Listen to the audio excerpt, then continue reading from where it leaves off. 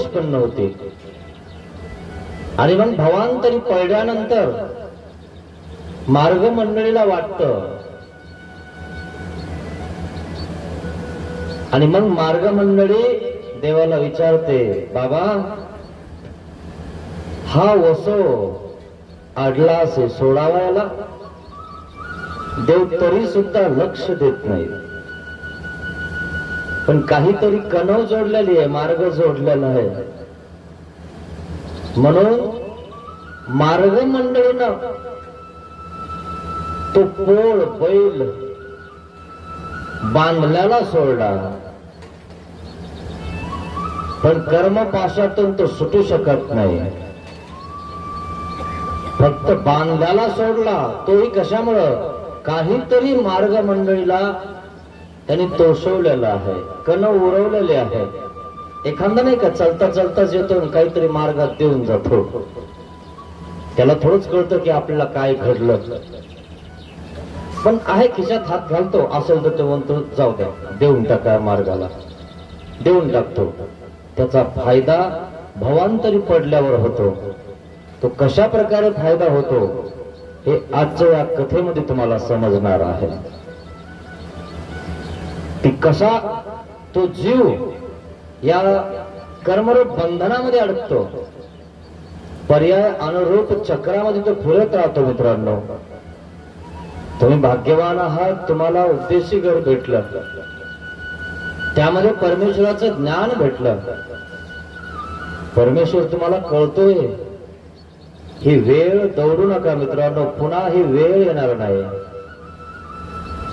कित्येक हजारो वर्षानंतर ही वेळ येऊन जाते. ही दौडल्यानंतर पुन्हा एक सृष्टी ज्ञान सुद्धा होत नाही. एक सृष्टीचा काळ किती आहे मित्रांनो, किती काळ हे पण नाही सांगू शकत. युगाची कालमर्यादा सांगितलेली आहे. त्रेतयुग हे 32 लाख वर्षाचं आहे.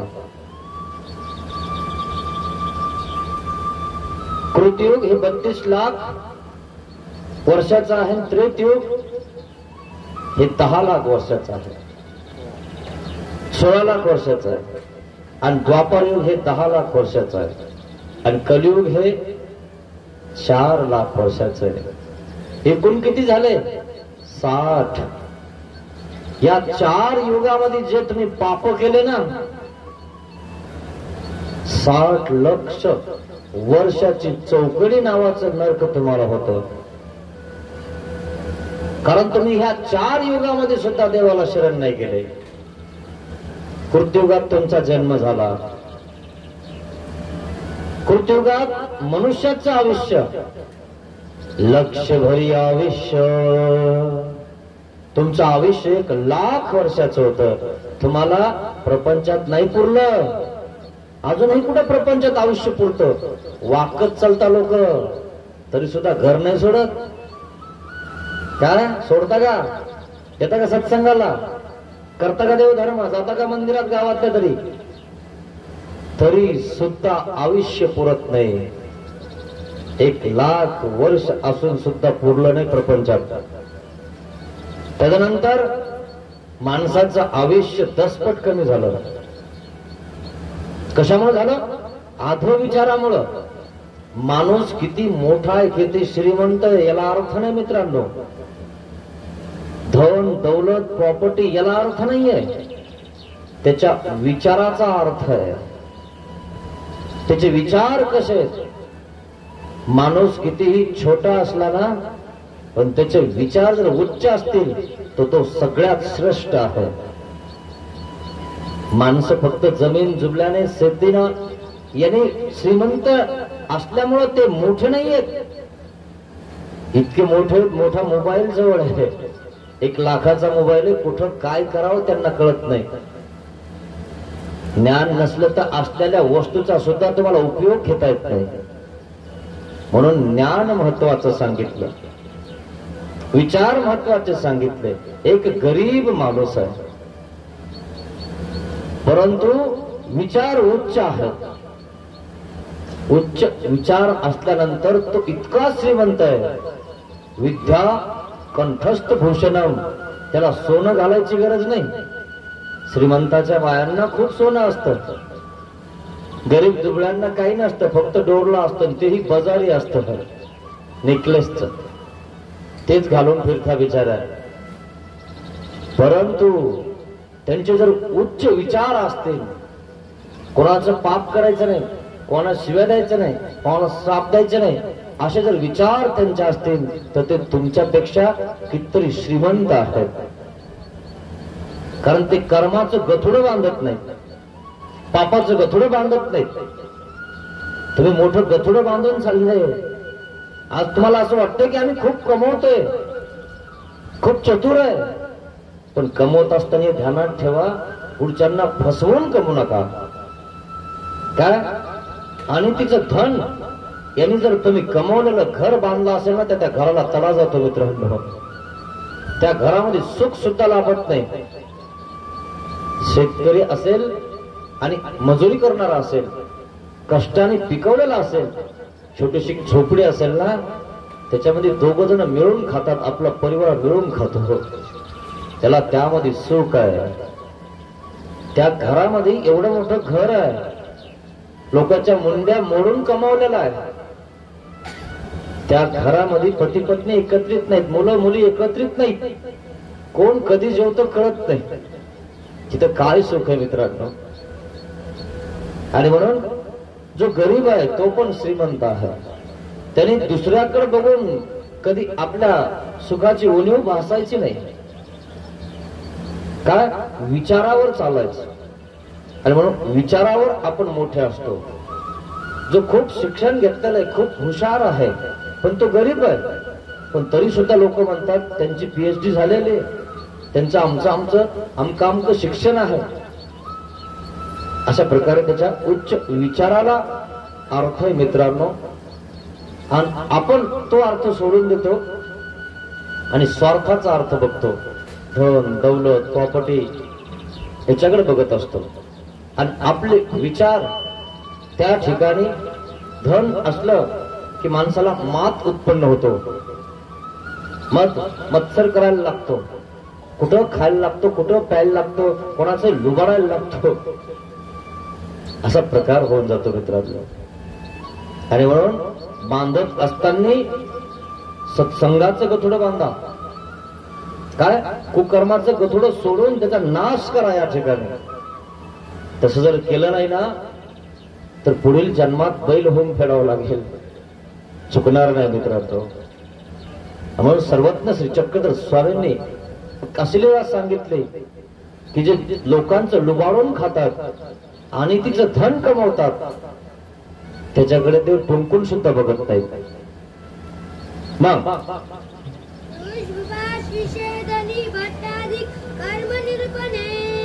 ऋषभ पाशनी विच्छेदनी भट्टाधिका कर्म निरूपणा. ऋषभ म्हणजे बैल. काही मोकाट बैल असतात बघा, तसे काही मोकाट लोक असतात, लोकांचं लुबाडण्यासाठी, वरपून खाण्यासाठी ते मोकाट फिरतात. आणि पेरणी आली ना, कारण ते फिरतच असतात, त्याच्या शेतात आऊत सुद्धा नसतं. जे बिचारे शेती करतात, कष्ट करतात, त्याच्या शेजारचे म्हणतात हे कधी करत, फिरतं म्हणे ते नुसतंच मोकाट, इकडं जातं तिकडं जातं, आणि मग याचे त्याच्याकडून हाणून घेत.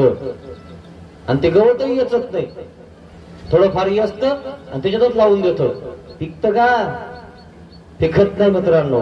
जो कष्ट करतो त्याचं पिकतं काय. आणि म्हणून देव सांगत आहेत ऋषभ विच्छेदनी. ऋषभ म्हणजे बैल. बैल सोडता लोक कोण्या देवतेला सोडून देतात, आणि सोडल्यानंतर त्याला काय म्हणतात? कठाळ्या. तसे काही कठाळे पण येतो, तुम्हाला सांगतो, सोडेल. आई वडील त्याच्या लक्ष देत नाहीत, मोक्कारे पण आमच्यावालं ऐकतच नाही, हाना त्याला धरून चांगलं. आणि म्हणून लोक त्या कठाळ्याला सुद्धा हाणतात. हाणता की नाही? तुमच्या शेतात चरायला येतं ना ते, आणि मग कोणी दगड घेतं हाणतं. असं हे कोणाचं खात होतं काय? जेव्हा आलतं ना जन्माला तेव्हा देवधर्म करायच्या ऐवजी लोकांच्या मुंड्या मोडत होतं. म्हणून आता पुढे गेलं. हा संस्कार त्याचा बैलात गेल्यानंतर सुद्धा लोकांचं खाणं याने सोडलं नाही. काय लोकांच्या उभ्या धनामध्ये जात, धन नासित. गावातले लोक विचार करतात हे कठाळे आहे ना म्हणे, हा सांड आहे ना, लय नाश करून राहिला म्हणे. सगळे गावातले धरून बांधून टाकतात. हा आज आम्ही जात होतो तिकडं, दोन्ही रोडाच्या मधात उभा होता एक सांड. हा मला वाटलं तो फोटो काढून घ्यावून तुम्हाला दाखव, हा सांड आहे म्हणून. असा होता का नाही खानदान गिंदान त्याचा एकदम जबरदस्त. हा कारण लोकांचं खाऊन खाऊन पोषेला असतो तो, फुकटचं कोणाच्या धनामध्ये गेलेला असतो. ते सांगत आहेत ते. मग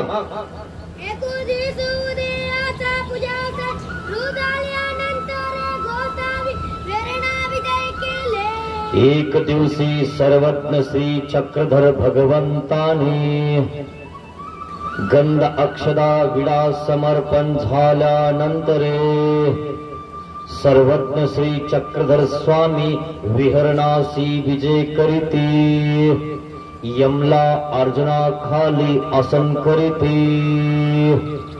ज्या ठिकाणी 2 झाडं आहेत त्या ठिकाणी सर्वज्ञ श्री चक्रधर स्वामींना आसन केलेलं आहे. मग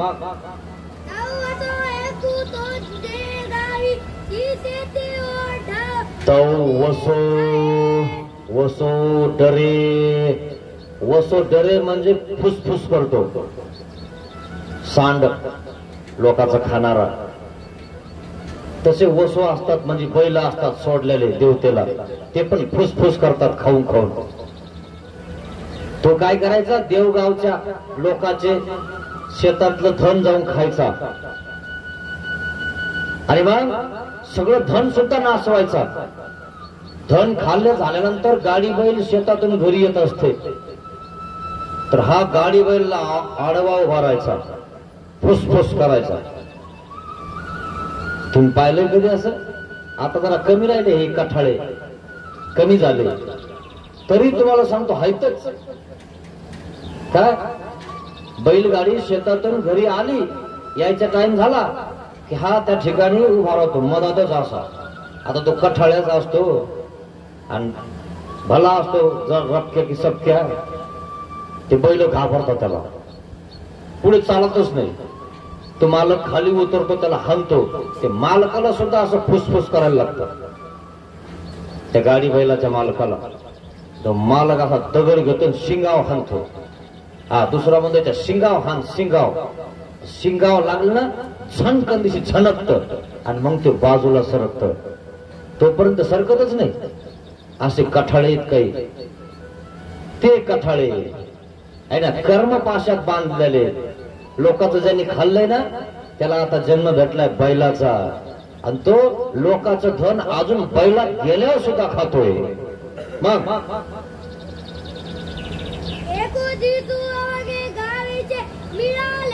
एक दिवशी अवघे गावीचे मिळाले. देवगावच्या सर्व गावकरी मंडळींना विचार केला, आपल्या गावामध्ये हा वस सोडलाय ना म्हणे, सांड सोडलेला आहे कठाळ्या, याला धरावं लागतं म्हणे. सगळ्याचं धन नाशवतो म्हणे. हा उभ्या धनामध्ये जातो, शेंडे शेंडेच खातो. लय ताप दिलाय याने. लोकांना काही काम नाही, असे मोकाट कठाळे सोडिता म्हणे आणि आपल्या धनामध्ये येऊन चरवतात. असे काही मोकाटेत लोक ते लोकांच्या धनावर चरवतात, म्हणजे लोकांच्या धनावर तुम्हाला सांगतो खाता पिता. काही असे लोक आहेत दुसऱ्याचे जीव कापून स्वतःचं घर चालवतात, त्यासाठी तर सांभाळता एवढ्या मोठ्या आहे की नाही, कोंबड्या आणि ते कापू कापू आपलं घर चालवतात. तुमचं लेकरू कापून खाल्ल्यावर जमन का कोणी? लोकांचे लेकरं कापायला आपल्याला काही वाटत नाही, ते शिजून खायला काही वाटत नाही. विचार करा या गोष्टीचा थोडासा, की हे केल्यानंतर आपल्याला काय करतील. यमपुरीचं चित्र बघा घरी गेल्यावर, विकत आता भेटतं, पण पूर्वी प्रत्येक घरामध्ये आणि शाळेमध्ये ते यमपुरीचं चित्र लावलं जायचं. आता लोकांच्या डोक्यात यमच राहिला नाही. शिंग झाले डोक्यालाच. आता या माझे शिंगच दिसना यांना. म्हणून घरी गेल्यावर नाही भेटलं, नाही बाजारात भेटलं तर युट्यूबला सर्च करा, नाही तर गुगलला सर्च करा. काय सर्च करणार? यमपुरी इमेज बघून घ्या. कोणाला कापले तुम्हाला कसं करतात, तिथं चित्र दाखवलं वरती, कापणाऱ्याला खाली काय करतात. तुमच्या जवळच मोबाईल आहे, सगळे त्याच्यात टाकून बघायचं. फक्त जे पाहिजे ते भेटतं त्याच्यात. बघा तर खरी घरी गेल्यावर काय होतं, आणि पुन्हा आणि ती करणाऱ्याला काय होतं है की नाही. नरक व्हिडिओ नाव टाका. जे नरकात गेलेले प्राणी कसं त्या ठिकाणी दुःख भोगतात, यांनी या ठिकाणी कल्पना करून तुम्हाला सांगितली. तुम्ही त्या दुःखाची कल्पना सुद्धा करू शकत नाही मित्रांनो. काय कल्पना सुद्धा नाही करू शकत, इतकं मोठं दुःख असतं ते. 12-12 कोसाचे त्या ठिकाणी ते रांजण असतात, आणि त्या रांजणामध्ये शिजवल्या जातं. त्या रांजणामध्ये मुंग्या असतात, त्या मुंग्या तुमचे बारीक बारीक तुकडे करून खातात. 12-12 वर्ष असे वेगवेगळ्या प्रकारचे नरक आहेत, त्याला 13 नरक म्हणतात. आणि म्हणून नरकाचं त्या ठिकाणी जर सांगायला गेलं ना, तर त्या ठिकाणी सर्वज्ञ श्री चक्रधर स्वामींनी डोमेग्रामला असताना सांगितलं, तर त्या ठिकाणी भक्तजन कंटाळले. काय नाथोबाला सांगितलं, सगळ्यांना सांगितलं, दायंबाला सांगितलं. दायंबाला देव म्हणतात, हे बघ दायंबा इथं अनुसर, नाही तर असे नरक भोगावं लागतील. बघितलं हा पिंपळ एका मुळीवर त्या ठिकाणी त्या भिंतीला उगलेला आहे. वारा आलं की आदळ विदळ त्या ठिकाणी आदळतोय. असे जन्मामध्ये जावं लागल. काय त्या ठिकाणी सांगत आहेत दायंबाला, भोजया येत अनुसरी जे ना तरी ऐशिया अधोपरीच्या वृक्षा होई जलगा. अशा वृक्षाच्या जन्मात जावं लागलं. महाराज माझं चुकवून द्या ना. येत अनुसरी जे महाराज काही वशिला लावून टाका ना आपल्याला. न अनुसरण घेतात चुकवा ना. ते येथीची खावणी देवासोबत वशिला लावायला चालले. घरी राहून का देव होत नाही का? घरी राहून शिक्षण होते का बघा ना तुमचं, तुमच्या पोरांचं होतं का बघा ना. पोट भरण्याची विद्या होते का बघा ना पहिले. एवढा मोठा परमेश्वर घरी राहून प्राप्त होणार आहे काय? पोट भरण्याची विद्या प्राप्त होत नाही घरी राहून. तुमचे पोरं तिकडे शिकायला टाकले असतील, आजोबा आजी तिथं स्वयंपाकाला ठेवले असतील. पाहिलं, पोट भरण्याची विद्या सुद्धा मित्रांनो घर सोडल्याशिवाय होत नाही. आणि तुम्हाला पलंगापासून देव होईल का? ध्यानात घ्या मित्रांनो, वेळ आलेली आहे. परमेश्वरला गमू नका. काय परमेश्वरला प्राप्त करून घ्या. पुन्हा ही वेळ येणार नाही मित्रांनो. अनंत जन्म निघून जाते तुमचे. 60 लाख वर्षाचं ते चौकडीचं नरक भोगावं लागतं. अशा कित्येक चौकड्या निघून जातात. काय कित्येक चौकड्या निघून जातात. तेव्हा कुठं एक सृष्टी होते. सगळ्याला ज्ञान पाळी फिरली, आणि मग एकही ज्ञानी राहिला नाही, एकही नामधारक राहिला नाही, नाम जपणारा कोणी राहिला नाही. परमेश्वर सृष्टीचा संहार करून टाकतो. मी तुम्हाला सांगितलं ना, एक बोधवंत एक नामधारक जर राहिला ना, या सृष्टीचा संहार होऊ शकत नाही. इतकी शक्ती या नामात आहे. ज्या नामे पृथ्वी समोर तरली, नामामुळे ही पृथ्वी जिवंत आहे मित्रांनो. त्या नामाने देव प्राप्त होणार आहे. आणि म्हणून परमार्गामध्ये सेवा दास्य करा, चिंतन करा. तुमच्याला सगळं नाश होऊन जाईल आणि परमेश्वर प्राप्त होईल. आणि जर लोकांचं लुबाडून खाता असणार, काही करणार, पाप करणार, द्वेष करणार, मत्सर करणार, तर असं बैल होऊन फेडावं लागेल. मग सगळे गावकरी मिळून काय केलं त्यांनी? हा कठळ्या धरला, बैल पकडला आणि मग दोरी टाकली. दोरी टाकल्यानंतर पाडला खाली. खाली पाडल्यानंतर 4 पाय त्याचे एकत्रित केले, बारीक दोरीनं बांधला, टाकला बांधून. बांधून टाकल्यावर त्याला पाणी पिता येईना, खाता येईना, कोणाच्या शेतात जाता येईना, काहीच करता येईना. असा बांधून टाकला मित्रांनो. चोर एक दिवशी बांधल्या जातोय, ध्यानात घ्या. काय कौरक करणार तुम्ही, कौरक पळणार तुम्ही, कितीही पळा, कौरक ही पळा, अनंत जन्म गेले तरी इथंच अनुसरावं लागणार. येणे अवतरे जो नुद्धरे तो कहीची नुद्धरे. काहीही झालं तर परमेश्वरला तुम्हाला शरण जावाच लागणार, अनुसरण घ्यावाच लागणार. या जन्मात नाही ना, अनंत जन्म गेले, पुन्हा कधी योग आला तरी सुद्धा हेच करावं लागणार.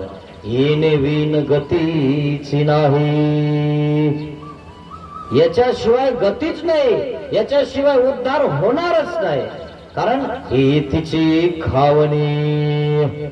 डाळिंबाला सांगत आहेत, आमची खावणी आम्हाला शिकू नका, असाच उद्धार करा कपडे न घेता. काय अनुसरा तेव्हाच होते. करायचं की नाही तो तुमचा प्रश्न आहे. नसेल करायचं तर भरावं लागणार आहे, हे ध्यानात घ्या. काही लोक म्हणतात कोणी पाहिलं बाबा, बघ मग जाऊन कळन तुला.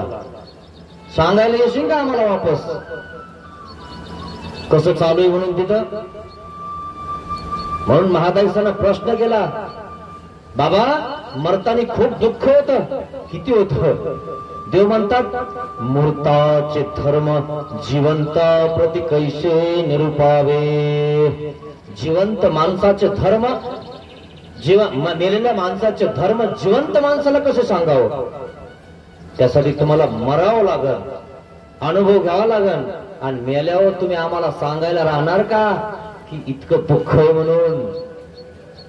आहे का कोणी की मला इतकं दुःख झालं, राहतं का कोणी सांगायला. त्याच्यात गेल्यावरच कळतं किती दुःख आहे. पण मित्रांनो खूप सगळं दुःख आहे.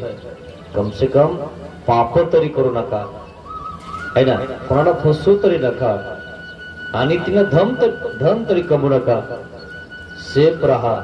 सेफ म्हणजे कोणाचं चोरीचं लबाडीचं खाऊ तरी नका. आपल्या मनगडात देवाने बळ दिलंय, कष्टाने कमवून खा. कोणाचं चोरीचं वगैरे खाऊ नका मित्रांनो, चांगलं नाही ते. त्या ठिकाणी बारीक दोरीनं त्या ठिकाणी बांधलेलं आहे, त्या कठाळ्याला बांधून बांधलेलं आहे. मासामध्ये ते गेलेलं आहे. आतमध्ये गेली ती दोरी, रक्तभंबाळ झालेला आहे. सुटण्यासाठी तो बैल, तो कठाळ्या तडफडत आहे, झटके मारत आहे त्या पायाला. जितके झटके मारणार तितके कातडी निघणार, जितके झटके मारणार तितकी दोरी आतमध्ये घुसणार. घुसते का नाही त्याला काय कळतंय, आपण सुटणार आहे यासाठी तो झटके मारत असतो. आपल्यासारखे हात आहेत का त्याला सोडायला.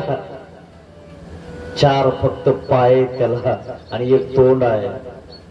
पाय बांधून टाकल्यावर त्याला कुठं खाता येतं, तोंड बी आहे तर तोंडाने बोलता येत नाही, मुका प्राणी येतो. त्या ठिकाणी बांधून टाकला, रक्तभंबाळ झालेला आहे, आतमध्ये त्या दोऱ्या गेलेल्या आहेत. मग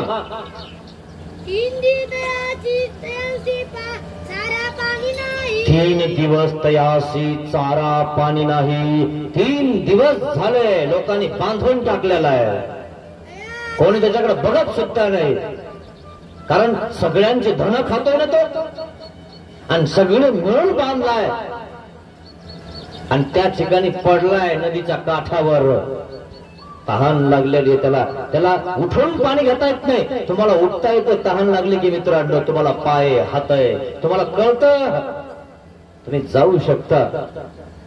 त्याचे तंगडे बांधलेले, पाय बांधलेले, तहान लागली सुद्धा तरी तो जाऊ शकत नाही, तो बांधलेला. मग सगळ्या गावाने मिळून बांधला, आसपास कोणी नाहीये. सगळे लोक बघताय पण त्याच्याकडे लक्ष देत नाही. का आमचं खातो, आमचं धन खराब करतो, उभ्या धनात जातो, शेंडे खातो, मरा. कोणी येत नाही जवळ त्याच्याकडे गावकरी. मग तया आवता पासी थडिये पडिला होता. नदीच्या काठावर वळणाच्या बाजूला त्या ठिकाणी पडलेला होता तो. मग आता माहितीये त्याला तहान लागलेली आहे, तिसरा दिवस झालेला आहे, तहान लागलेली आहे. त्याला असं वाटतं पाणी प्यायला जावं आणि त्याला पाणी दिसत आहे नदीतलं. काय 4 पावलं बांधलेलं एवढं मोठं शरीर, पण पाण्याकडे असा तोंड करत आहे ना, असा घसरत आहे. आजपर्यंत किती गाड्या अडवल्या, किती जणाला लुटलं, किती जणाला आडवा गेला. आता कसा घसरायला लागला का नाही. पाणी पाजायला कोणी तयार नाही, फेडावं लागतं मित्रांनो. मग चाललाय घसरत, पण कौर घसरणार तो खूप बराच लांब पडलेला आहे.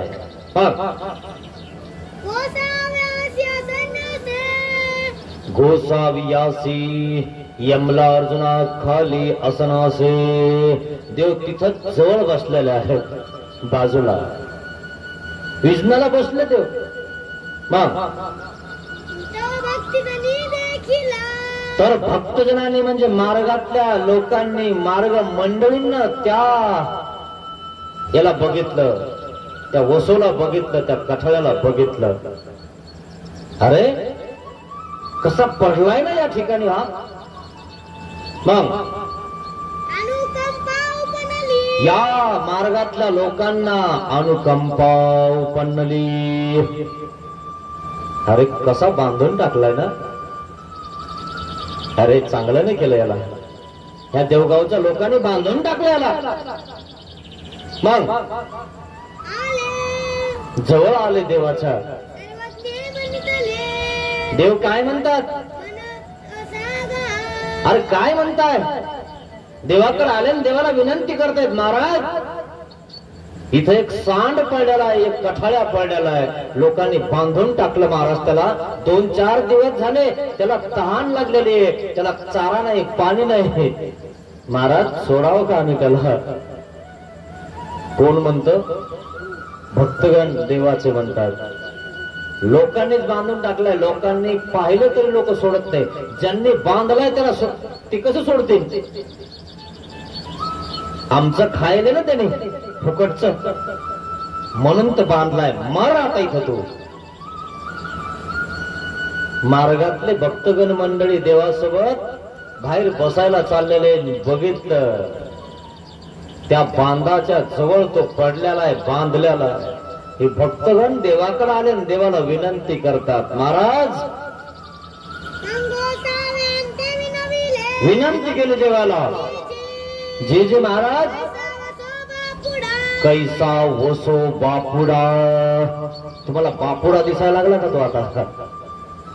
लोकांना मारताना आणि तिनं कमवताना, लोकांना फसवताना. ज्याला फसवलं त्याला काय वाटत असेल, ज्याला लुटलं त्याला काय वाटत असेल. आणि आता पहिल्याच्या जन्मात जाऊन फेडायला लागलेला आहे. पण मार्ग मंडळीला कदा काळी काही दिलं होतं म्हणून मार्ग जोडला होता. माहितीये असे काही लोक असतात ना, तुम्हाला सांगतो, ते कधी कोणाला काही देत नाही, पण चोरीचं पचावं म्हणून कधी काळी काय करतात माहितीये, दान देतात. दान पचलं पाहिजे म्हणून. माहितीये का तुम्हाला, असं पण आहेत काही लोक पचवण्यासाठी दान देतात. जर नाही केलं ना, नाही दान दिलं ना, तर हे जे तू करतोस नाही पचणार नाही, असं करून पचवलेलं आहे एखादी. पण आता ज्यांनी दिलं त्याला गोमट तर होणारच ना. म्हणून कदा काळी त्यांनी मार्गात काहीतरी दिलेलं आहे, आणि ते दिलेलं आता भवांतरी पडल्यानंतर मार्गातल्या लोकांना सुद्धा असं वाटतं, महाराज हा वसो इथं पडलेला, याला सोडावं का. देव ऐकत सुद्धा नाही. मग खुरी आडला से. चारी पाय एकत्र करून खुऱ्यांना बांधून टाकले लोकांनी. मग जे जे महाराज, महाराज याच्या खुऱ्या आम्ही सोडावं का. अरे लोकांनी बांधलंय, तुम्हाला काय घेणं सोडण्यावरून. कारण यांचं काही खाल्लं नाही ना, आणि मागच्या जन्मात यांना काहीतरी दिलेलं आहे. पाप करता करता थोडस पुण्य करतो माणूस, थोडासा डबका साधला एखादा 2 लाखाचा है ना. आता कोणाला माहितीये चोरीची का कशाचे, लगेच येतो बाबा आपली करून टाका. केलं ना मार्गाला, आणि जे नाही भेटायचं ते भेटलं मार्गाला. मार्ग तोषला ना, अरे वा आजची पंगतलं भारी हो, यजमान तगडा आहे. त्यांनाच माहिती कसा आहे, खरं की नाही. पण मार्ग मंडळी तर तोषली ना, ते तर खुश झाले ना. आणि म्हणून मार्ग जोडला, देव नाही जोडला. काही लोक मार्ग सुद्धा नाही जोडत हो. काय एखाद्या संतांनी आपलं नाव घ्यावं किंवा आठवण काढावं हे सुद्धा नाही. मी सांगितलं ना तुम्हाला सकाळी, बाभूळ शेंगा दिल्या. काय बाभळीच्या शेंगाची भाजी करून दिली रामसगावच्या ब्राह्मणाने, तरी देवाने नाव काढलं. काय तुमच्याकडे खूप काही आहे, सगळं काही आहे, पण असं आहे आणि तिचं आहे, तुमचं कोण नाव काढण. नाव घेऊ नको त्याचं. किती मोठा असला ते काय करायचं, लोकांच्या मुंड्या म्हणून कमवलेलं आहे, जाऊ तिकडं, त्याचं नाव घेऊ नको. तुम्हाला सुद्धा नाव नाही घेऊ वाटत मित्रांनो अशा लोकांचं. मग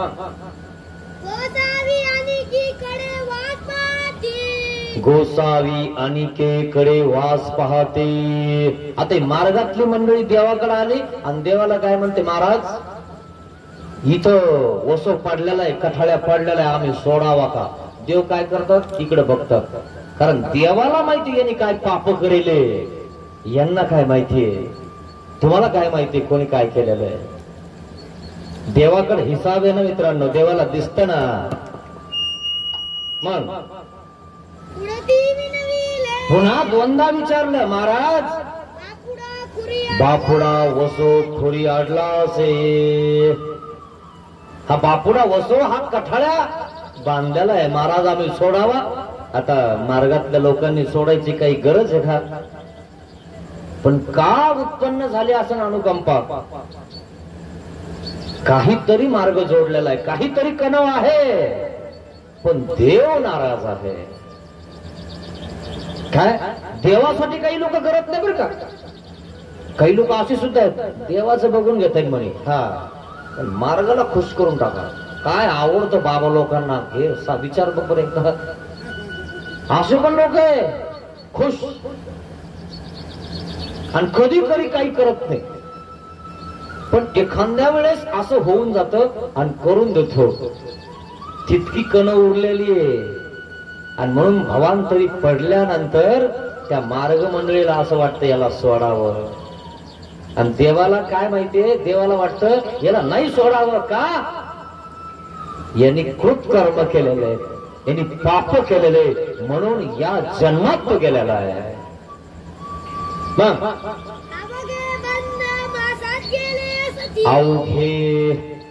अवघ दाव त्या मासात गेलंय, महाराज सोडावं का आम्ही त्याला. देवाकडे विनंती करत आहेत ते. महाराज पाण्याकडे बघत आहे, आमच्याकडे बघत आहे, खूप तहान लागली असेल त्याला, 2-4 दिवस झाला बांधलेला आहे, महाराज सोडू द्या ना त्याला. गोसावी विनंती न स्वीकरिती.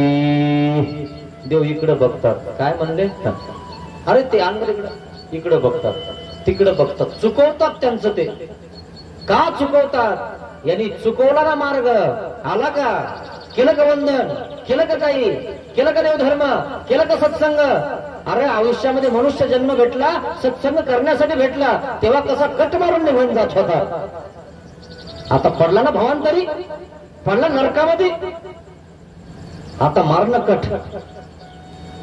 येतं का कोणी सोडायला. आणि म्हणून देव इकडे बघतात, इकडे बघतात, भक्तजनावर लक्ष देत नाही. देवाला माहिती तो कसा आहे. पण मित्रांनो सत्संग करा, चिंतन करा, आणि तिनं धन कमवू नका, बाजऱ्याची भाकर आणि ठेसा खा, पण लोकांचं फुकटचं खाऊ नका मित्रांनो. तुम्हाला कधी काही कमी पडणार नाही. सुदामाने कधी काही खाल्लं काय, कधी गेला भिक्षा व्यतिरिक्त त्या राजाकडे गेला आणि त्या ठिकाणी त्याच्या मित्रांनी नेलं सुदामाच्या, अरे म्हणे तुला सगळं मिळेल, फक्त एक भजन राजासाठी बोल. आणि तो राजा त्या ठिकाणी रजविलास मध्ये रजामध्ये त्या ठिकाणी व्यापून गेलेला होता. आणि सुदामा सात्विक बिचारा, त्या ठिकाणी तो राजा त्या स्त्रियांना त्या जलशामध्ये काही काही करतोय आणि तो पेतोय खातोय. आणि त्या ठिकाणी काही लोक तिथे पवाडे गायला येतात आणि त्याचं त्या ठिकाणी राजाचं गुणवर्णन करतात. आणि सुदामा जो ब्रह्मज्ञानी, जो जाणता, जो सत्यवादी, त्याला तिथं त्याच्या मित्रांनी नेलं म्हणे हा राजासाठी काय करतो, गुणानुमोदनाचा एक पवाडा तयार कर. तू लय गुणवाने असं म्हण, तुला का नाही हिरे माणिक मोतीची एक माळ भेटून जाईल आणि मग तुझी गरिबी दूर होऊन जाईल. पाहिलं सुदामाने गेला त्या राजाकडे आणि तो असा अत्याचार करत होता. इतक्या सभेमध्ये त्या स्त्रियांना असं असं करत होता. सुदामाने जे सांगायचं पोड्यातनं तेच सांगितलं, त्याचं गुणांवर्णन नाही केलं. ऐसे राजे पडती भवांतरी नरकी जाती, रजविलासी मिळती तदनंतर नरकी शिजवी जती. पवाडा सुरू केला त्या राजाविषयी. शिजवल्या जासेल राजाने त्या ठिकाणी पिल्याला. राजा गुणानुमोदन सोडून हा कोण आणलाय म्हणे दुसरा गायक, हा तर नरकात पण म्हणतोय मला. तो सत्य बोलतोय आणि दुसरे धनासाठी बोलताय, विकल्या गेलेले. राजा कसा असला तरी त्या ठिकाणी त्याचं गुणानुवर्णन करतात. पण सुदामा कोणाचं गुणानुवर्णन करत नाही, धनासाठी नाही. गरीब असेल पण भिक्षा मागूनच खाणार. नाही केलं धक्के मारून काढून दिलं सुदामाला. सुदामाला लागलं, पायऱ्यावरून फेकून दिलं खाली. आमच्या राजाचं अपप्रचार करतो. घरी आला, पत्नी समोर आले. खरे काय झालं? हो, माझ्या मित्राला मी राजाच्या दरबारात नेलं. म्हटलं याला चांगलं ज्ञान आहे, त्याचं थोडस गुणानुवर्णन करण आणि एखादी माणिक मोत्याची माळ भेटून जाईल. तुमच्या लेकरा बाळांना कपडे होतील, तुम्हाला कपडे होतील. सुदामाच्या पत्नीची चोळी सुद्धा फाटलेली होती मित्रांनो. त्याच्या मित्राला वाटलं माझा मित्र त्या राजाच्या दरबारात एक भजन म्हणन तर राजा खुश होऊन जाईल, याची गरिबी दूर होऊन जाईल. त्या मित्रांनी चांगल्यासाठी नेलं, पण तो राजा अनितीनं करत होता ना. जो अनितीनं धन कमवतो, अनितीनं त्या ठिकाणी काही करतो, त्याचं गुणानुवर्णन तो सुदामा नाही करत. तो गुणानुवर्णन श्रीकृष्ण महाराजांचं करतोय, नीती म्हणतोय. तो म्हणतो मी उपाशी राहील पण माझी भिक्षाच मागणार. धक्के मारून काढून दिलं. पत्नीनं रात्रभर शेकून काढलं. काय होतं, मी थोडस आपल्यासाठी तरी करायचं होतं ना. अगं माझा देव माझ्या पाठीशी, घाबरू नकोस. कधी येईल मग तुमचा देव आमच्याकडे? तुमच्या एकाही लेकराला कपडे नाही, आखूड चड्ड्या सुद्धा नाहीये. 5 पोरं तुमचे त्या ठिकाणी नंगे फिरतात, तुम्हाला काही वाटत नाही? माझी चोळी 4 ठिकाणी शिवलेली आहे. ही शिवायला दोरी पण नाही, दोरा पण नाही, सुई पण नाही. तुम्हाला काही वाटत नाही? सगळं वाटतं ग. पण हे मला जे भोगायला आलेलं ना, ते मला भोगावं लागणार आहे. का भोगावं लागलं माहितीये ना? गुरु मातेनं चेने दिले होते. श्रीकृष्ण भगवान आणि सुदामा एकत्रित शिक्षण घेत होते आश्रमात गुरुजवळ. चेने दिले होते. हे बघा, भूक लागली ना, तुम्ही सरपण आणायला चालले, सगळे मिळून खा. सुदामाने त्यावेळेस एकल्याने खाल्ले. पाऊस पडत होता, सरपण जमा केलं, थंडी वाजायला लागली आणि म्हणून सगळेजण झाडावर जाऊन बसले. वाटून सुटली, चक्रीवादळ, आणि म्हणून त्या ठिकाणी कोणी झाडावर बसलं, कोणी झाडाच्या जवळ बसलं. सुदामा वर जाऊन बसला. सगळे वेगवेगळ्या ठिकाणी जाऊन बसले. श्रीकृष्ण महाराज म्हणतात, अरे सुदामा, गुरु मातेनं काही दिलंय का रे आपल्याला खायला? लय भूक लागली आहे. अरे म्हणे काही दिलं नाही, असं भूक लागली म्हणून विचारलं. हो का? आणि इकडं पाऊस चालू, तितक्यामध्ये सुदामा घास टाकतो, कुरकुर वाजायला लागला. श्रीकृष्ण महाराज पुन्हा आवाज देतात, सुदामा काही दिलं नाही का रे? बघ बरं, तुझ्या पोटलीमध्ये काही बांधलेलं आहे का? लय भूक लागली रे, हे काड्या जमा करून भूक लागली. नाही म्हणे काही दिलं नाही. सुदामा खात होता पण कुरकुर वाजत होत. खरंय नाही, त्याला फेडावं लागलं की नाही. देवाला दिलं नाही मागितलं, संताला दिलं नाही मागितलं. किती कष्टली, किती किती सहन केलं सुदामाने. पण नंतर ज्ञान झाल्यावर सुदामाने माघार घेतली नाही. एक दाना सुद्धा कोणाचा फुकटचा घेतला नाही, खाल्ला नाही, चोरला नाही. त्याला ज्ञान झालं. एक दाना शिल्लक राहिला, भिक्षा मागितली, एक दिवस भिक्षा झाली, थोडस भात आला, सगळ्या पोरांना वाढला, आपल्या पत्नीला सगळ्यांना दिला. गाय आली समोर, दरवाजा समोर, त्याला दिली, त्याला पण, त्या गायला पण दिली. एक भिक्षा मागणारा आला, हो ब्राह्मण देवता, 4 दिवस झाले उपाशी, काही जेवण आहे का तुमच्याकडे? सुदामा बस आता तोंडामध्ये घास घालणार आहे. त्या वेळेस एक कोणी व्यक्ती सुदामाच्या दरवाजामध्ये त्या ठिकाणी म्हणतो, 4 दिवसांनी उपास ये देवता, ब्राह्मण देवता, एखादा घास खायला मिळेल? सुदामाने आपली पत्रवळी उचलली. पत्नी म्हणते, तुम्ही देऊन देणार त्याला? हो, माझं पण देऊन द्या. तुम्ही नाही जेवलो, मी काय जेवणार आहे? आपल्या दरवाजावर आलाय ना, तर आपल्या ताटातलं देतो का आपण? घरातलं देत नाही मित्रांनो, ते ताटातलं काही देणार तुम्ही? सुदामाने ताट उचललं, पत्रवाळी उचलली, त्याच्या जवळ देऊन टाकली. तो खूप झाला, तुमचं चांगलं होईल, तुम्ही मला जेवण दिलं, तुमचे मुलं बाळ सुखी राहतील, तो आशीर्वाद द्यायला लागला. पण सुदामाचे मुलं बाळ पत्नी सुखी नाहीये, दुःखी आहे. आणि मग मुलांनी खाल्लं, मुलं झोपले, पत्नी आहे, सुदामा आहे. सुदामाने आपल्या पत्नीकडे बघितलं, चोळी पाहिली, चोळी फाटकी होती.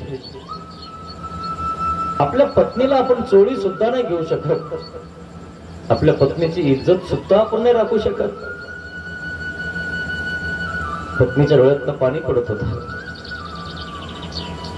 सुदामाने त्या डेऱ्यामध्ये बघितलं, काही हाय का उरलेलं? माझ्या देवाला उपहार दाखवायचा राहिला. सगळ्यांना दिलं पण देवाचा वाटा कुठं काढला. पत्नीनं बघितलं, काय येडा झालाय म्हणे हा माझा नवरा. तर श्रीकृष्ण भगवंताच्या मागा लागला. बघितलं त्या मडक्यामध्ये एक दाना शिल्लक होता, एक दाना. तो काढला, पत्रवळी बघितला. पत्नीच्या डोळ्यामध्ये पाणी. आता काय करतो काय माहिती म्हणे हा. एका दाण्याचं देवाला देतो का मला देतो? त्याचे 2 भाग केले. एका दाण्याचे अर्धा भाग आपल्या पत्नीला देऊन दिला, हे बघ तुझा हिस्सा. ठीक आहे, अर्धा दाण्यात मग पोटच भरणार था, पण ती बी जास्त हिनवत नव्हती आपल्या पतीला. आणि मग दुसरा अर्धा दाना तर श्रीकृष्ण भगवंताकडे, आपल्या देवाऱ्याकडे घेऊन जातोय. गेला, घेऊन पत्रवाळी ठेवली, संकल्प सोडला, महाराज विसरलोच मी, तुम्हाला द्यायचं तर विसरलोच होतो, पण आहे ना शिल्लक, एवढंच स्वीकार करा. संकल्प सोडला. रुक्मिणी माता म्हणते, एवढ्या दाण्याने तुमच्या कृष्णाचं पोट भरण? सुदामा म्हणतो, आमच्या देवाने सांगितले, पत्रम पुष्पम फलम तोयम योगे. एक भावपूर्वक नुसतं पानही दिलं ना मला तर मी प्रेमाने स्वीकारतो, माझं पोट भरेल. का नाही भरणार माझ्या देवाचं पोट? श्रीकृष्ण भगवंताने तो सामर्थ्यवादाने तो अर्धा दाना स्वीकारला मित्रांनो. तिने लोक जेवले. सुदामाची भूक गेली, त्याच्या पत्नीची भूक गेली. त्यावेळेस त्याची पत्नी त्याला म्हणते, एवढा मोठा तुमचा मित्र आहे, त्याच्याकडनं काही मागून का आणत नाही तुम्ही? राजा आहे, सम्राट आहे, चक्रवर्ती आहे, सोन्याची द्वारका आहे त्याची, सोन्याचे ताट चमचे सगळं त्याच्याकडे. तुमचा मित्र आहे, तुम्हाला उष्ण देणार नाही का तो? जा ना त्याला उष्णता मागा. सुदामा म्हणतो, मी मैत्री त्याच्यासोबत नाही केली, त्यांनी माझ्यासोबत केली. मी त्याच्यासोबत यासाठी मैत्री केली नाही, कारण मला माहिती आहे तो राजकुमार आहे आणि मी एक साधारण ब्राह्मण आहे. जर त्याला काही संकट आलं तर मी त्याच्यावर संकट पूर्ण करू शकत नाही, मी युद्ध करायला जाऊ शकत नाही. मी ब्राह्मण आहे, मी लढू शकत नाही, म्हणून मी नाही केली, त्यांनी केली. मी त्याला म्हटलं सुद्धा, हे बघ माझ्यासोबत मैत्री करू नको, मी एक गरीब ब्राह्मण आहे, कशाला करतो? तो नाही, मला मित्र करायचंय तुला, पण म्हणे माझ्याकडनं मित्रत्व तुझ्यासोबत निभवणं होणार नाही. म्हणजे ठीक आहे, नको निभवतो, मी निभवन, मी मैत्री करतो ना तुझ्यासोबत, मी मैत्री निभवन. मग आता मला आपत्ती पडल्यानंतर मी त्याच्याकडे कसं जाऊ? मी त्याची कधी मदत नाही केली, कधी काही नाही, आणि त्याला आपण मागितल्यानंतर त्याला कसं वाटेल? आपत्ती पडिये परी मित्र के द्वार न जाइए. आपल्याला किती आपत्ती पडली तरी आपण मित्राच्या दरोजावर आपला हात फैलू नये, आपल्या मित्राला लाजू नये. आपण अरे तुझ्याकडे एवढं पण नाही, सांगायचं होतंस ना लवकर. त्याला आपल्याविषयी कमतरता वाटेल, आणि म्हणून त्याच्या मित्राला सुद्धा तो सांगत नाही की मला काही दे, मला मागायचं काही, म्हणून मी नाही जाणार. पत्नीला सांगितलं जाणार नाही, माझे सगळे कपडे नसल्यावर काय करणार तुम्ही? तर तुम्ही एवढं नाही करणार, माझं अंग सुद्धा नाही दाखवणार, जा ना काहीतरी मागून आणणार त्याच्याकडनं. याचा अर्थ तुमच्याला देव, तुमचा कृष्ण तुम्हाला काही देत नाही, याचा अर्थ तो सामर्थ्यशाली नाहीये का? मग सामर्थ्याचं नाव काढल्यामुळं सुदामाला लागलं, माझ्या पत्नीला आता माझ्या देवाविषयी संदेह निर्माण होत आहे. माझ्या पत्नीला श्रीकृष्ण भगवंताविषयी असं वाटायला लागलं की हा सुदामाला काही देणार नाही, तो देव नाही. आणि म्हणून सुदामा म्हणतो, ठीक आहे जाईल मी त्याला भेटायला, पण मागणार काही नाही. पण त्याला भेटायला जायचं तर काहीतरी पाहिजे ना माझ्याजवळ. आपल्या घरी तर एक दाणा शिल्लक नाही. आणि म्हणून ती म्हणते, ठीक आहे मी कोणाकडनं उष्ण आणते, कारण राजाला रिकाम्या हाताने भेटू नये. आणि म्हणून ती उष्ण आणते, दुसऱ्याच्या घरी जाते, ओ आम्हाला 2-3 मूठ तांदूळ मिळतील का? पोहे भेटतील? कोणी उष्ण सुद्धा देत नाही, कशावर देणार तू? परत कसं करशील आमच्यावर? तू काय तुझ्याजवळ भिक्षा देत नाही लोक, तर उष्ण कुठून देतील? हो, एका बाईच्या डेऱ्यामध्ये उतरंडीमध्ये बुरसेल तांदूळ होते जे फेकून द्यायचे होते. ती म्हणली एरवी ते फेकून द्यायचे, जाऊ द्या हिला देऊन टाकू. तिला सांगितलंय बघ, भिक्षा झाली ना, कधी दिली ना कोणी, तर मला 3 मोठ तांदूळ परत द्यायचे. काय बुरसेल तांदूळ आहेत मित्रांनो, खराब झालेले, फेकून द्यायचे. सुदामाच्या पत्नीनं तेच हातात घेतले, घरी आल्यावर निसले, धुतले. राजाला द्यायचे दर्शक चांगले दिले पाहिजे.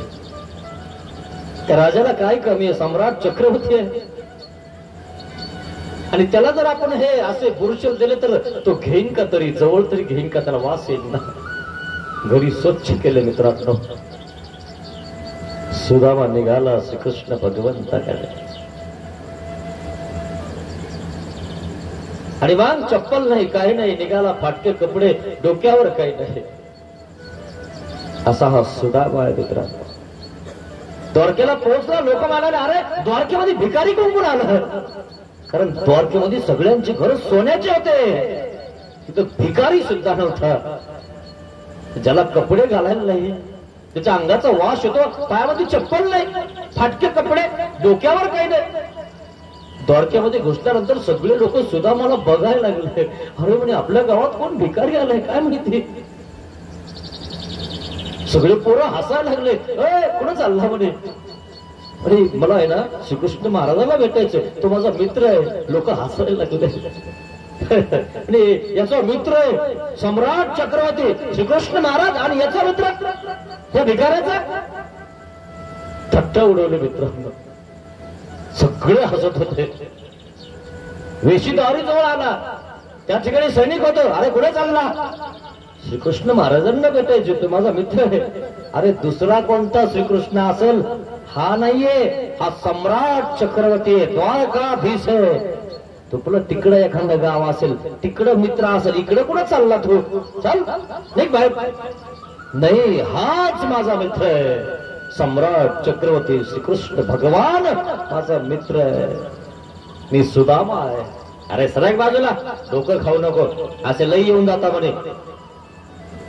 श्रीकृष्ण महाराज दान देतात रांगेमध्ये उभा राहा आणि दान घेऊन जा सरक बाजूला. नाही मला भेटायचंय त्याला तुम्ही एकदा सांगा ना एकदा सांगा की सुदामा आला. कोणी लक्ष देईना सुदामा मित्रांनो. आणि मग सुदामा स्वतःला म्हणतो जाऊ द्या मोठे माणसं गरीब माणसाला पुढे ओळखत असतात. सुदामा मनातली मनात खचला जाऊ द्या परत जाऊ जर त्याने आपल्याला ओळखलं नाही तर आपला अपमान होऊन जाईल. सुदामा आता 2 पावलं उभा आहे जाऊ का नको येऊ का नको. सुदामा परत निघाला तहान लागली म्हणून एका विहिरीवर गेला पाणी शेंदत होता. काही लोक बघत होते बाया बघत होत्या म्हणे हा स्वतःला श्रीकृष्ण महाराजांचा मित्र म्हणवतोय हा भिकारी. लोक भिकारी बोलत होते सुदामाला. सुदामाला वाईट वाटलं. स्वाभिमानाने जगणारा तो होता भिक्षा मागून खाणारा होता तो भीक मागत नव्हता.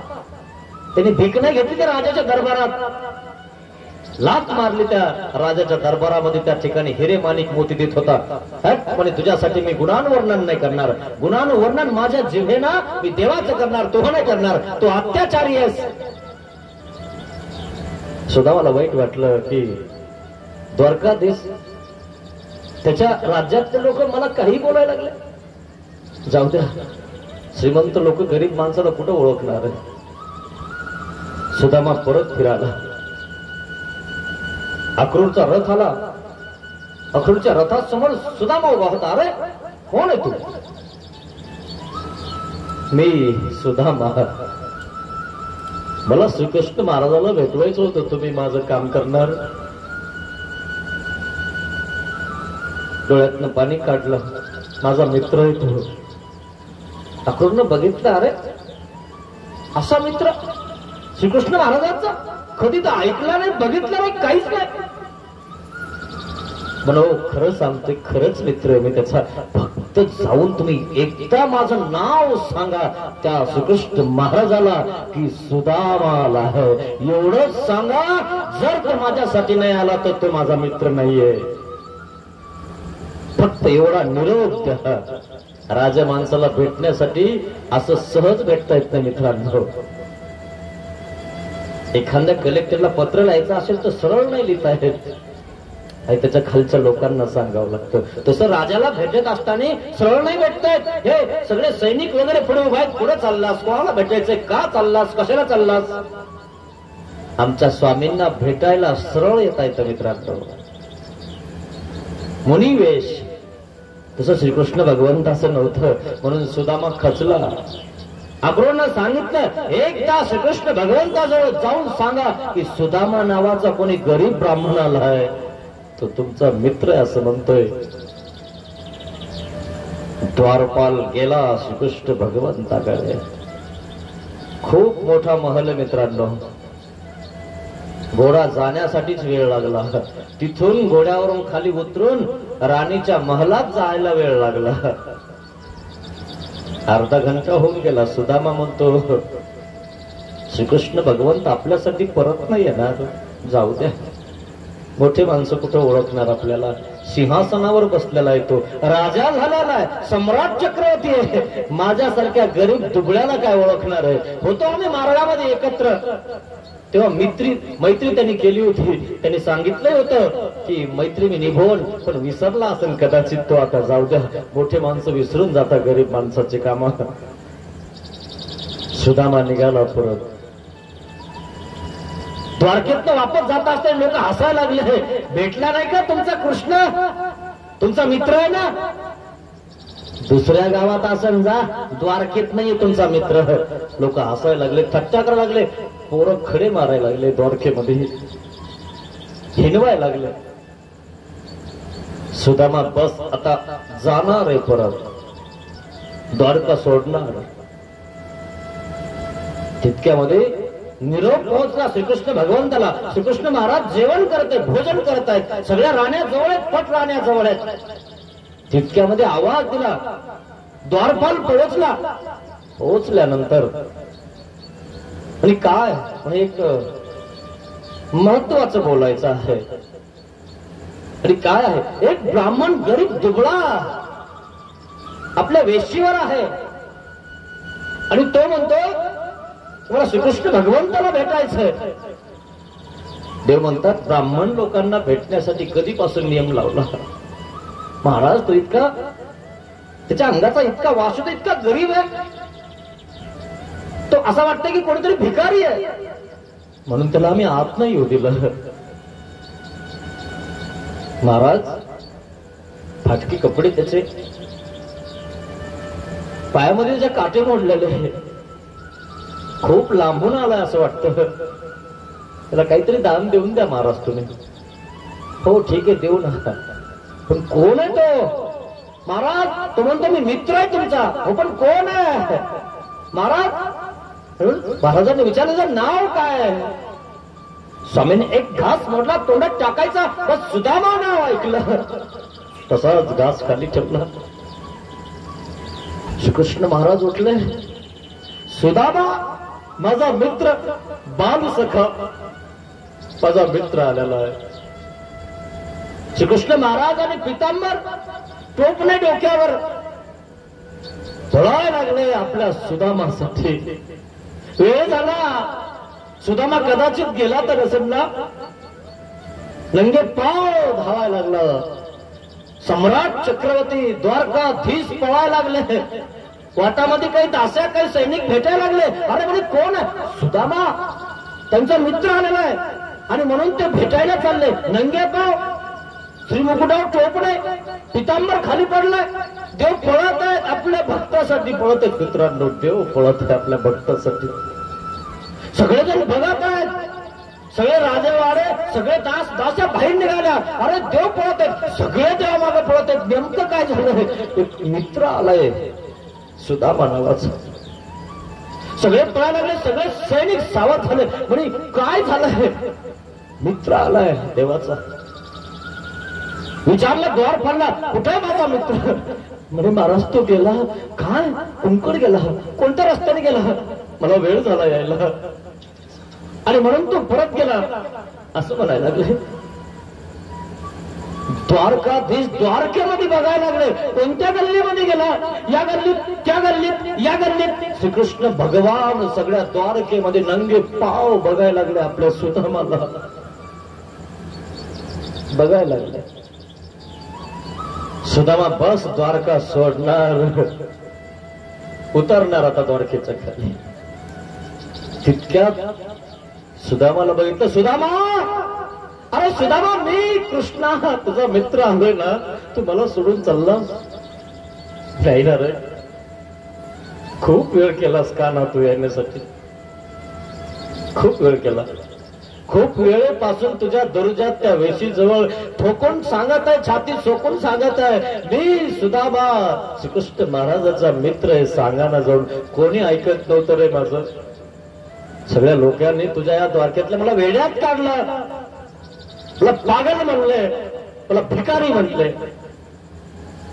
तरी मी काही म्हटलो नाही रे कोणाला. मला असं वाटलं तू विसरून गेलास मला, म्हणून चाललो तुम्ही परत. सुदामा माझा विश्वास नव्हता का रे तुला? मी तुला वचन दिलं होतं, मैत्री मी निभवणार आहे, एवढा विश्वास नाही केला माझ्यावर. चाललो होतस परत? नाही नका ना. बिठून मारला, चौकात भेटले. सुदामा रडत आहे, श्रीकृष्ण भगवान रडत आहे. आता कधी नाही रे करणार असं. रथ बोलवला, जा माझ्या सुदामासाठी, माझ्या मित्रासाठी रथ बोलवा, असं स्वागत करा. आजपर्यंत कोणाच नसेल केलं. सगळे राजे सैनिक दास दास्या सगळ्या कामाला लागले.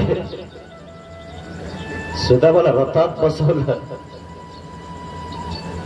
सुदामाच्या चेहऱ्यावरून हात फिरवला श्रीकृष्ण महाराजांनी. रथ चालत आहे, रथावर फुलांचा वर्षाव होत आहे. सगळे लोक त्या ठिकाणी रडत आहेत. अरे हा तर खरंच देवाचा मित्र आहे. आपण त्याला काय काय नाही बोललो. काय मैत्री यांच्यावली, किती जबरदस्त. श्रीकृष्ण महाराज धावत पळत आले आणि हा तर किती गरीब वाटायचा ना. असं वाटायचं की कोणातलं तरी असाच आहे. श्रीकृष्ण भगवंताला राजवाड्यात वाजत गाजत नेलं मित्रांनो. सुदामाला आंघोळ घातली दयादत्ताने, सगळं केलं. 2-4 दिवस झाले व्यवस्थित सगळं पाहिलं सुदामाने. अरे देवाला तर काय काय नाहीये, जेवण्यासाठी सोन्याचे ताट हे सगळं आहे.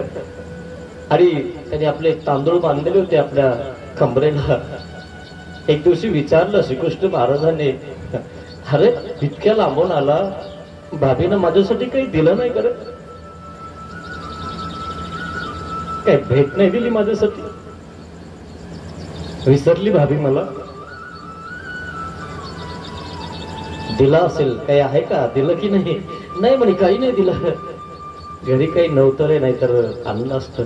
नाही दिला असेल, भाभी असं करणारच नाही. बघ ना कुठं काय असेल, त्या उशी खाली काय, आणि काही नाही. त्याला असं वाटलं हे बुरशेल तांदूळ ह्या श्रीकृष्णाला कसे देऊ मी, तो खाईल का माझं, त्याला वास आल्यावर तो फेकून देईन.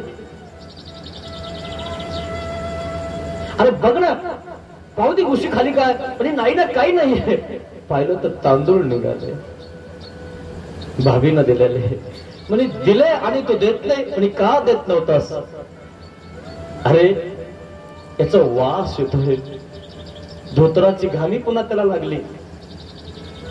तो एवढा मोठा राजा, सम्राट चक्रवर्ती, सोन्याच्या ताटात जेवतो, पंचपक्वान 75 उपहार तुला होतो, आणि हे माझे तांदूळ तुला आवडतील म्हणून लपवत होतो रे. श्रीकृष्ण महाराजांनी घेतले आणि खाय लागले. एक एक मुट्ठी में एक एक लोकदान. 3 मुठ होते, एका एका मुठ्ठीमध्ये एक एक लोक दान करत होते ते. 2 मुठी खाल्ल्या, 3री मुठ खाल्ली ना,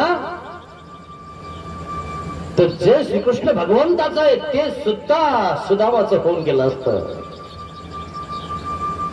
म्हणून नारायणाने कळी लावली, म्हणे तुम्ही इथंच जाना, एका एका मुठ्ठीमध्ये एक एक लोकदान देत आहे.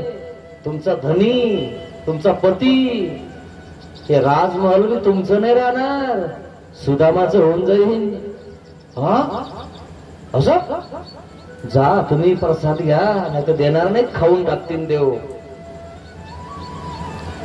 गेल्या दोघी तिघी जणी पटराणा गेल्या म्हणे महाराज तुम्ही एकलेच खाता, आम्हाला काही द्या ना, इतका आवडीचा तुमचा मित्र आहे, आम्हाला नको हिसकावून घेतले.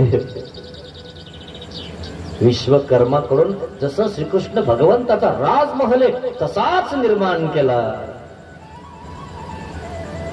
जे घर देवाचं आहे तसंच घर सुदामाचं केलं.